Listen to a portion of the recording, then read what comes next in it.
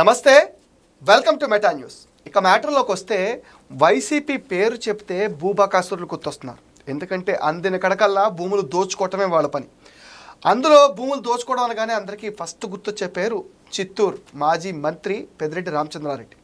అసలు ఈయన పేరు చెప్తే చిత్తూరులో భూములన్నీ వణికిపోతున్నాయి. దానికి రీజన్ ఏంటంటే ఆయనకు ఆ భూమి నచ్చితే చాలు, అది అటవీ భూమి అయినా ఇక ఏ భూమి అయినా సరే ఆయన వశం కావాల్సిందే అనే టాక్ కూడా మనకు వినిపిస్తుంది.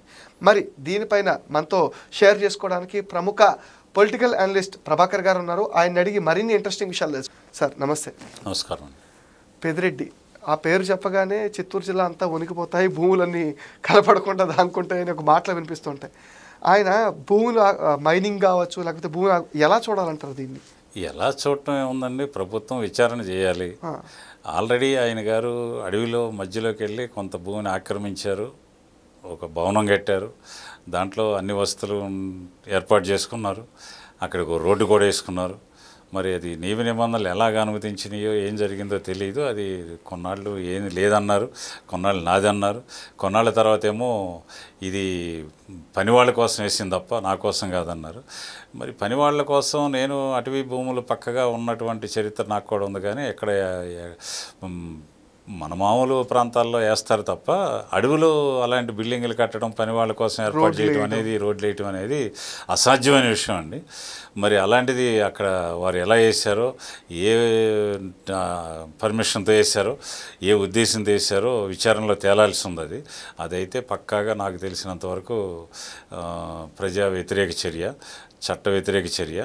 అటవీ భూముల్లో ఎటువంటి కట్టడాలు కట్టడానికి వీల్లేనటువంటి నిబంధనలు ఉన్నాయి. మరి అక్కడ చెట్లు కొట్టేసి వేశారు. ఎర్రచందనం అమ్ముకున్నా నాకేంటి, నన్ను ఎవడేం చేస్తాడు అనే ఉద్దేశంతో చేశారు. అప్పుడు ఎవరు ప్రశ్నించేవాళ్ళు లేరు కాబట్టి అలాగైంది.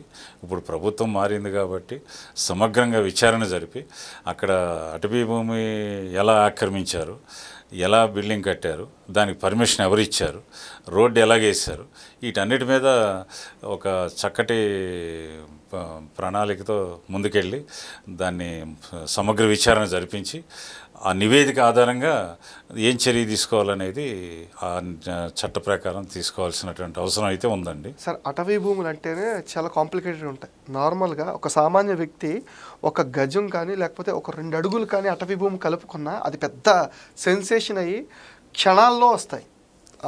శిక్షలు కావచ్చు, లేకపోతే తీర్పులు కావచ్చు, వాళ్ళ మీద తీసుకునే చర్యలు కావచ్చు.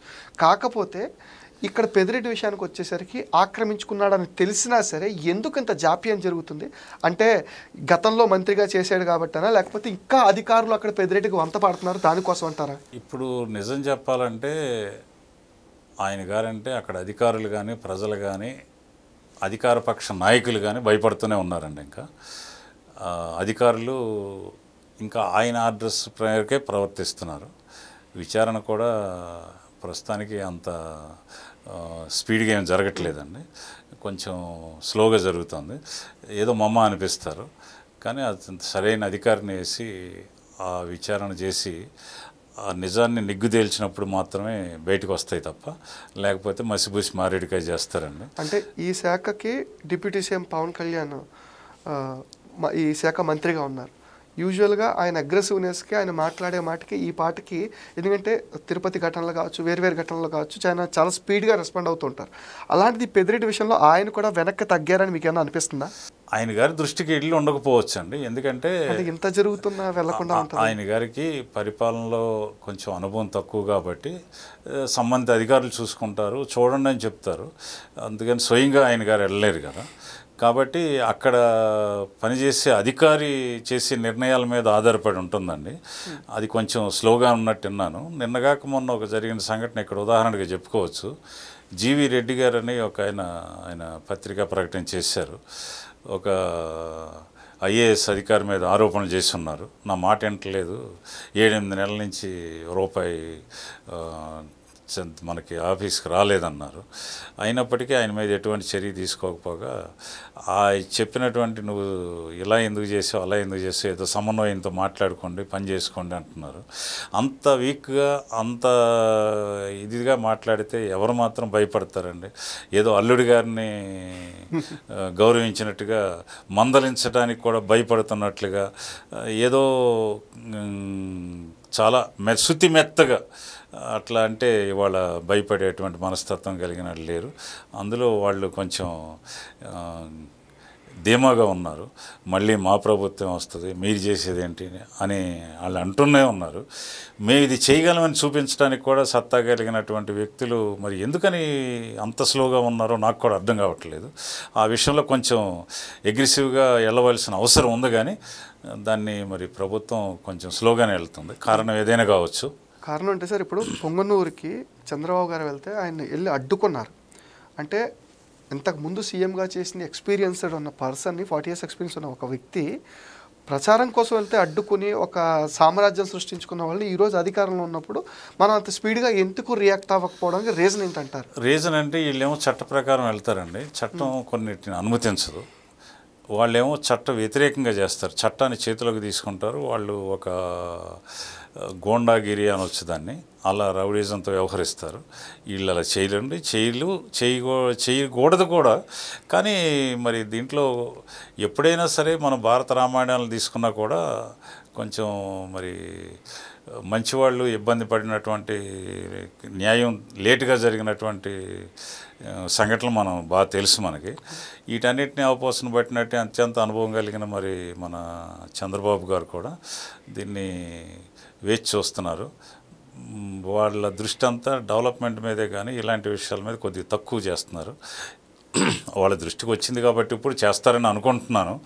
పెద్దిరెడ్డి గారి విషయం కావచ్చు, జీవీ రెడ్డి గారిది సైబర్ కేబుల్, ఆప్టికల్ కేబుల్ విషయం కావచ్చు, అలాంటి వాటిలో ఇంకా ఎలాంటి ఏమున్నాయి అనేది మరి ఇంటెలిజెన్స్ ద్వారా అవన్నీ తెలుసుకుంటారు కదా. తెలియకుండా ఏమి ఉండవు. తెలుసుకున్నా కూడా మరి వీటి మీద చర్య తీసుకోవటానికి చాలా స్లో మోషన్లో ఉన్నారు.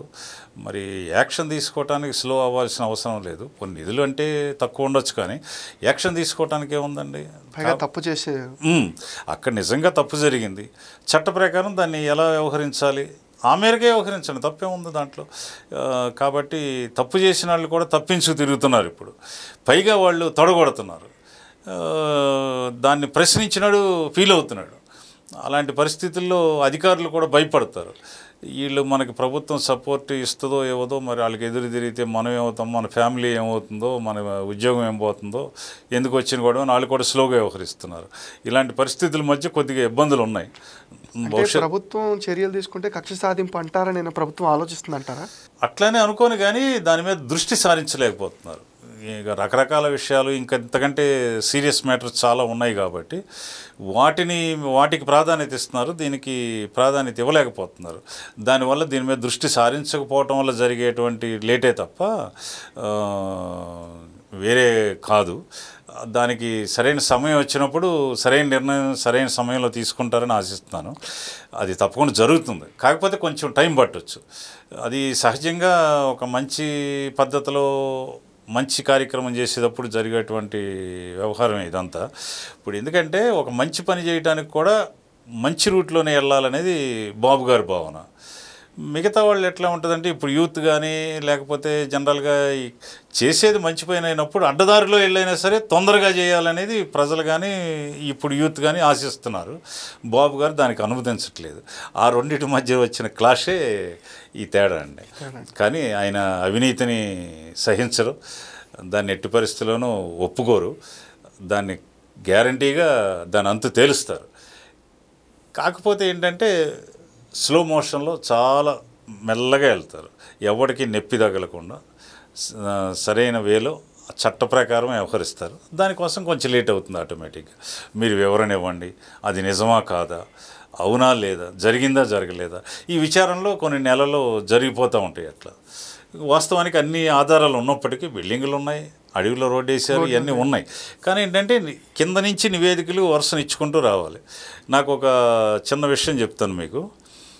ప్రకాశం జిల్లాలో జయప్రకాష్ నారాయణ గారు కలెక్టర్గా చేస్తున్నారు. ఆ విషయం గుర్తొచ్చింది ఇప్పుడు. ఒక పెద్ద మనిషి ఒక ఆయన వచ్చి,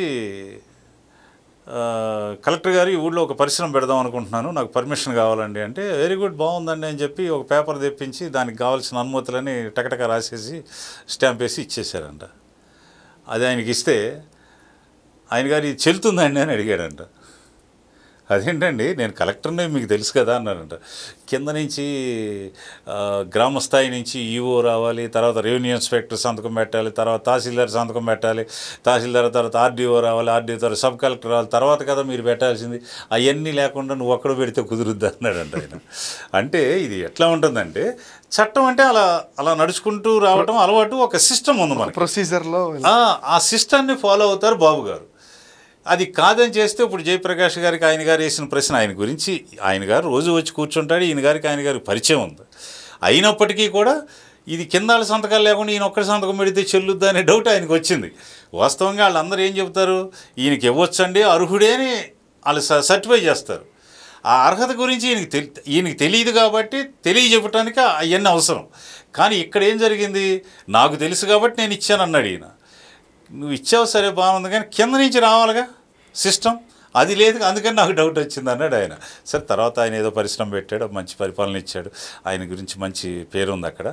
నేను ఎందుకు చెబుతున్నా అంటే చంద్రబాబు గారేమో ఆ కింద నుంచి పంచాయతీ ఈఓ గారు రిపోర్ట్ ఇవ్వాలి, ఆ తర్వాత రెవెన్యూ ఇన్స్పెక్టర్ దాన్ని పరిశీలించాలి, ఆయన కూడా పక్కాగా ఉండాలి, అట్లా అన్నీ ఉంటే అప్పుడు ఈయన గారు దాన్ని ఆమోదిస్తారు.